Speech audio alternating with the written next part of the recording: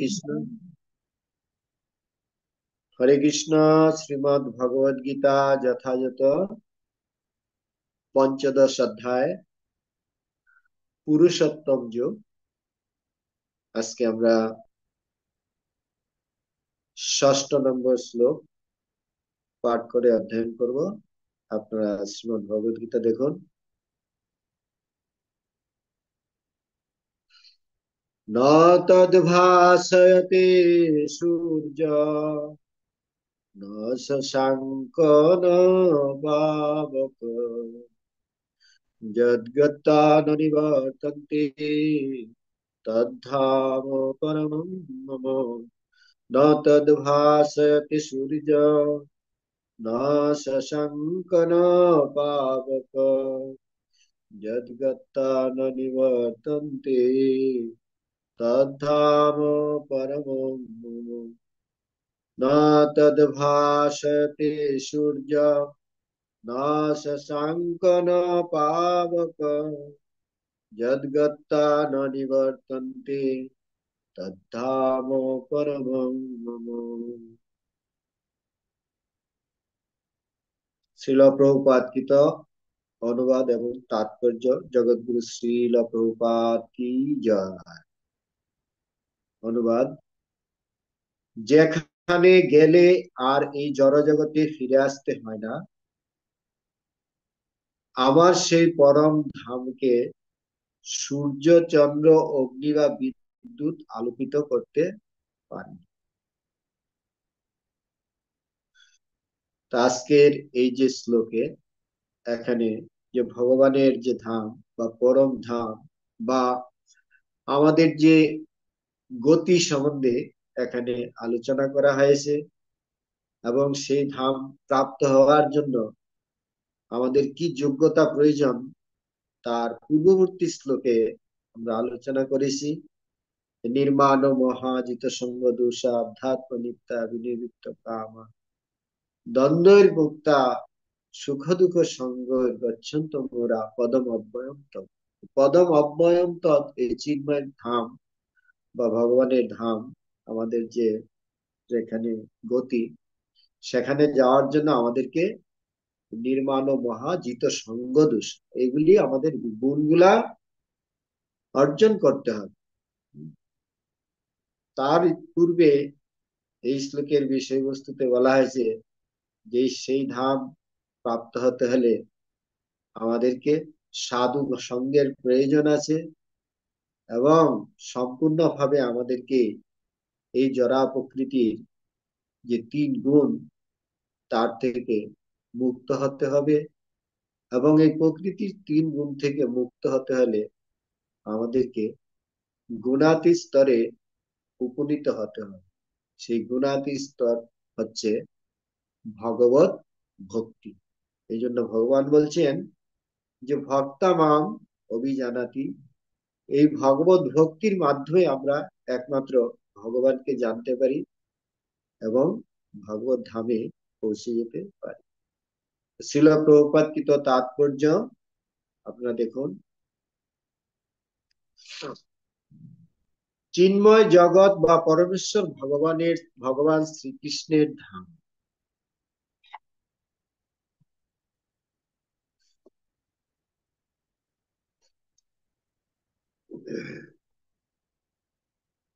চিন্ময় জগৎ বা পরমেশ্বর ভগবান শ্রীকৃষ্ণের ধাম কৃষ্ণলোক বা গোলক বৃন্দাবন সম্বন্ধে এখানে বর্ণনা করা হয়েছে।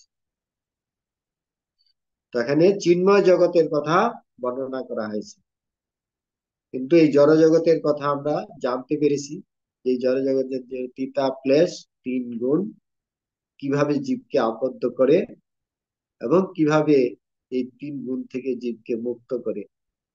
কিন্তু আজকের এই তাৎপর্য ছিল প্রভুপাদ বলছেন যে গোলক বৃন্দাবন সম্বন্ধে এখানে বর্ণনা করা হয়েছে।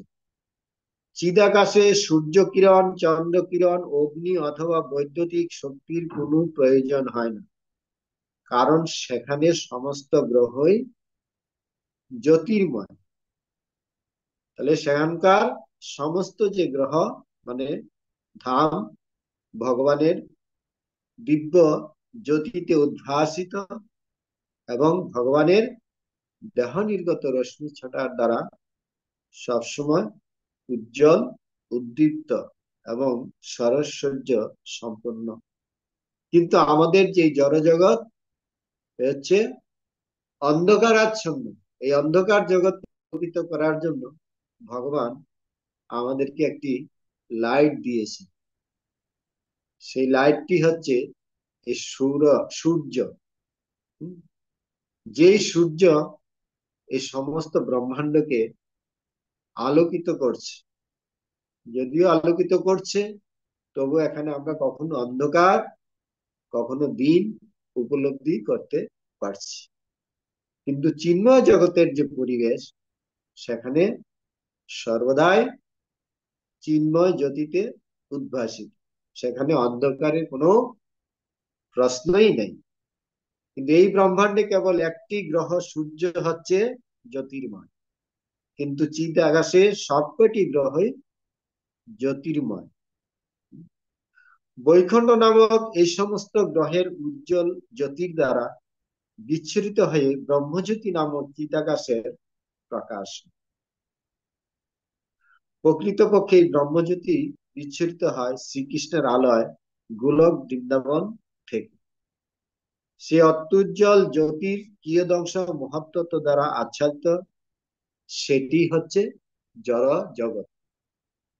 যেই জগতে আমরা বর্তমানে অবস্থান করছি, এটা হচ্ছে জড় জগৎ।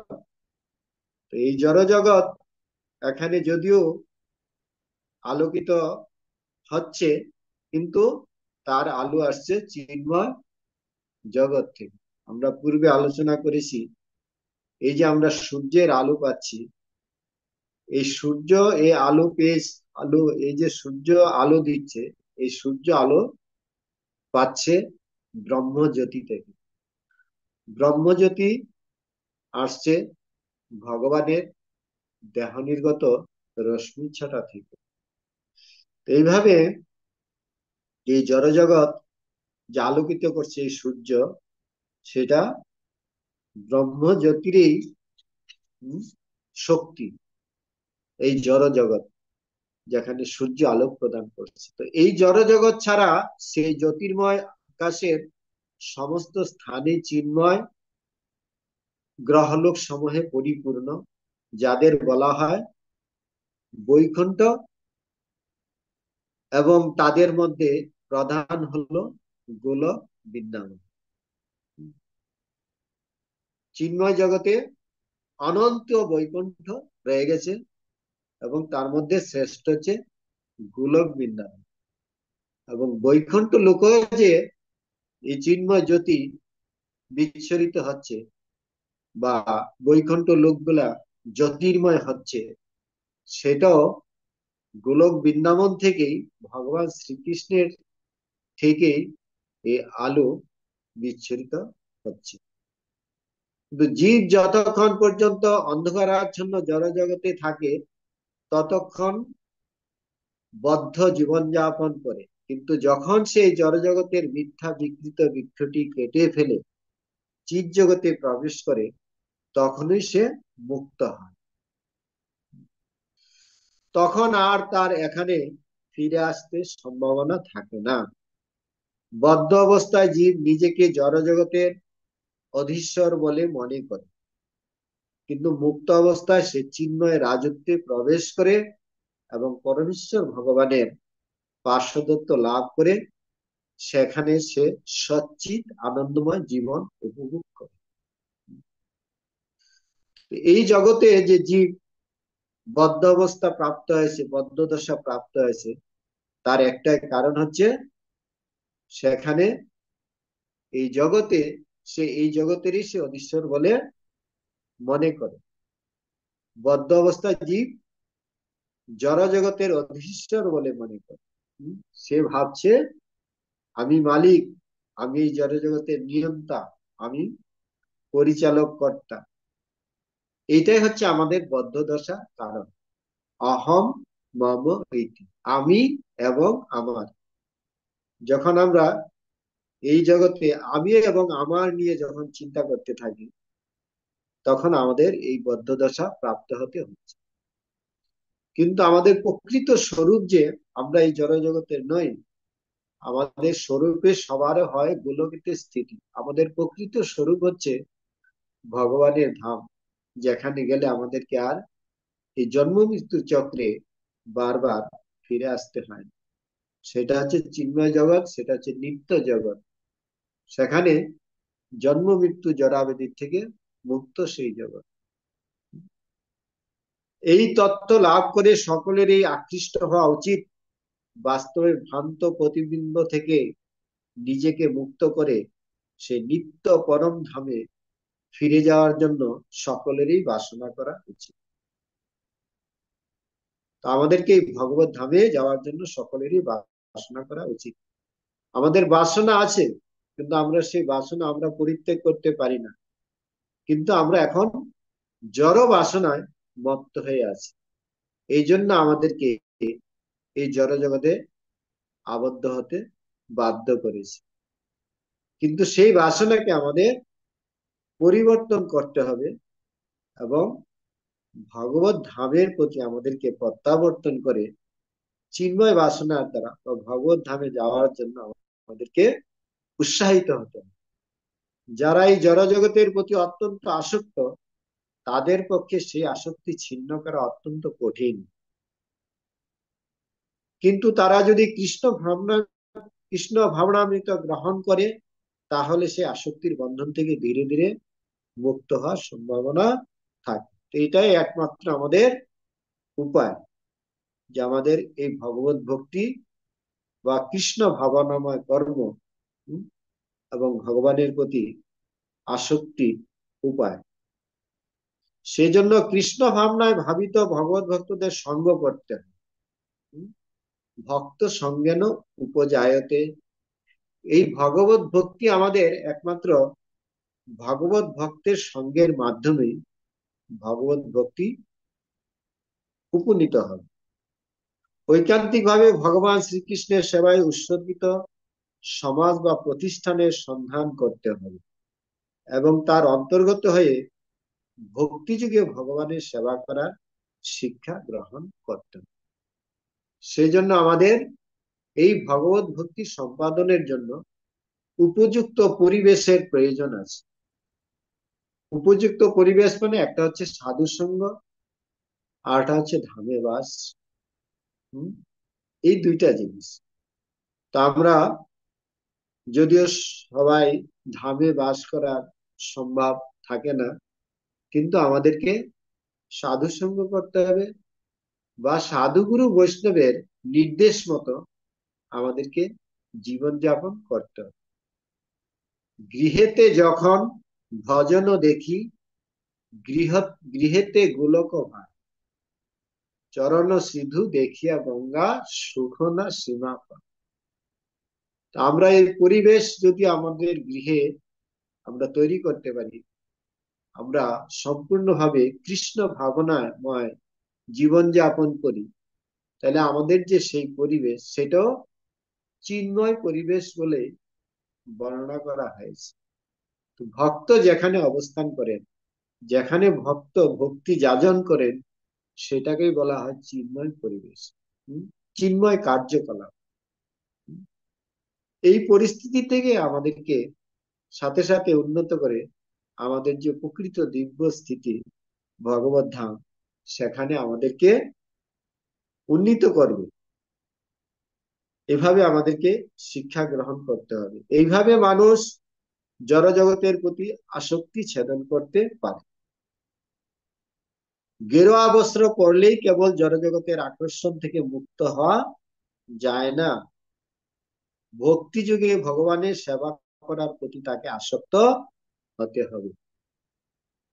শুধু আমাদের পোশাকের পরিবর্তন করে বা বেশ পরিবর্তন করে কখনো আমরা ভগবত ভক্ত হতে পারিনি। আমি ভগবত ভক্তিতে কতটা উন্নতি করছি, আমাদের কার্যকলাপ, আমার কার্যকলাপে সেটা নির্ভর করে। আমরা যে যেখানে আছি, যেখানে আছি চাতুর্বর্ণ মায়া সৃষ্টম গুণ কর্মান বিভাগ।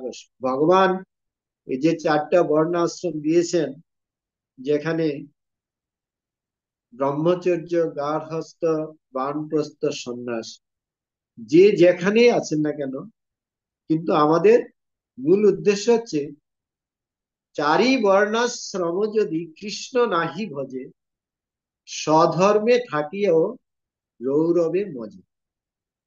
আমরা যে যে আশ্রমে আছি না কেন, আমি যদি ধামেও বাস করি, আমি যদি সন্ন্যাসী বেশ ধারণ করেও অবস্থান করি, কিন্তু আমার কার্যকলাপে যদি আমি সঠিক সঠিকভাবে সম্পাদন না করি, তাহলে আমাদেরকে কখনো সেই দিব্য স্থিতিতে উপনীত করবে। আমাদের যে কার্যকলাপ, আমাদের যে ক্রিয়াকলাপ, সেটাই আমাদের উপর নির্ভর করে। মহাপ্রভু আমাদেরকে এই শিক্ষাই দিয়েছেন যে গৃহে থাকো, বনে থাকো, সদা হরি বলে ডাকো। আমাদের মন, প্রাণ, চেতনা, ভাবনা, কার্যকলাপ ভগবানের প্রতি কতটা আছে, সেটাই আমাদেরকে নির্ধারণ করবে যে আমরা কোন পরিস্থিতিতে আছি, এবং আমাদের পরবর্তী যে পরিবেশ বা পরিস্থিতি, কিরূপ পর্যায়ে আমরা উপনীত হতে পারব। সেজন্য আমাদের ভক্তি যোগে ভগবানের সেবা করার প্রতি তাকে আসক্ত হতে হবে। সুতরাং প্রকৃত বৃক্ষের বিকৃত প্রতিফলনের থেকে মুক্ত হওয়ার পন্থা যে দ্বাদশ অধ্যায়ে বর্ণিত ভক্তিযোগ, তা গভীর নিষ্ঠার সঙ্গে গ্রহণ করা উচিত। ইতিপূর্বে যে দ্বাদশ অধ্যায়ে একটা অধ্যায় আমরা পাঠ করে এসেছি, যে ভক্তিযোগ, সেই ভক্তিযোগের কথাই পুরো অধ্যায়টাকে আলোচনা করা হয়েছে। যে আমরা যে এখন এই অধ্যায়গুলি অনুধাবন করছি বা অধ্যয়ন করছি, এগুলি হচ্ছে জ্ঞান শতকে আছে, যে ভগবদ গীতার প্রথম যে অধ্যায় থেকে ষষ্ঠ অধ্যায় অব্দি, এটা হচ্ছে কর্ম শতক। আর সপ্তম থেকে দ্বাদশ অধ্যায় ভক্তি শতক। আর ত্রয়োদশ থেকে আমাদের অষ্টাদশ অধ্যায়, এটা হচ্ছে জ্ঞান শতক। আমাদের যে মূল বিষয়বস্তুগুলা, সেটাকে ভক্তির উপর প্রাধান্য দেওয়া হয়েছে। এটা পূর্ববর্তী অধ্যায়ে দ্বাদশ অধ্যায়ে বলা হয়েছে এই ভক্তি যোগ। সেই ভক্তি নিষ্ঠার সঙ্গে গ্রহণ করা উচিত। চতুর্দশ অধ্যায়ে জড়জাগতিক সবকটি পন্থার দোষ প্রদর্শন করা হয়েছে। আমরা তার পূর্ববর্তী যে অধ্যায় 14 অধ্যায়, সেখানে আমরা কি পেয়েছি? গুণত্রয় বিভাজ্য, প্রকৃতির তিনটা গুণ। প্রকৃতির তিনটা গুণ জীবকে কিভাবে প্রভাবিত করছে, জীবকে কিভাবে এই জড়জগতে আবদ্ধ করছে, এবং সে যে যেই গুণে আছে তার কিরকম স্বভাব, সেটা চতুর্দশ অধ্যায়ে আমরা ইতিপূর্বে বর্ণনা করে এসেছি। তো এই অধ্যায়ে এই শ্লোকটিতে পরম না, তার আগে চতুর্দশ অধ্যায়ে জড়জাগতিক সবকটি পন্থার দোষ প্রদর্শন করা হয়েছে। কেবলমাত্র ভক্তিযুগকে শুদ্ধ গুণাতীত বলে বর্ণনা করা হয়েছে। যে প্রকৃতির তিনটা দোষ, সত্তর যে তমগুণ সম্বন্ধে যে চতুর্দশ অধ্যায়ে বলা হয়েছে পূর্ববর্তী অধ্যায়ে, কিন্তু সেই গুণ থেকে মুক্ত হওয়ার জন্য একমাত্র শুদ্ধ ভক্তির মাধ্যমেই সেখান থেকে উপনীত হওয়ার উপায় বর্ণনা করা হয়েছে। আর আজকের যে শ্লোক, এই শ্লোকটিতে পরমং মম কথাটির ব্যবহার খুব গুরুত্বপূর্ণ। প্রকৃতপক্ষে সবকিছুই ভগবানের সম্পত্তি, কিন্তু চিৎ জগৎ হচ্ছে পরমম, অর্থাৎ যোগৈশ্বর্যপূর্ণ, সরৈশ্বর্যপূর্ণ।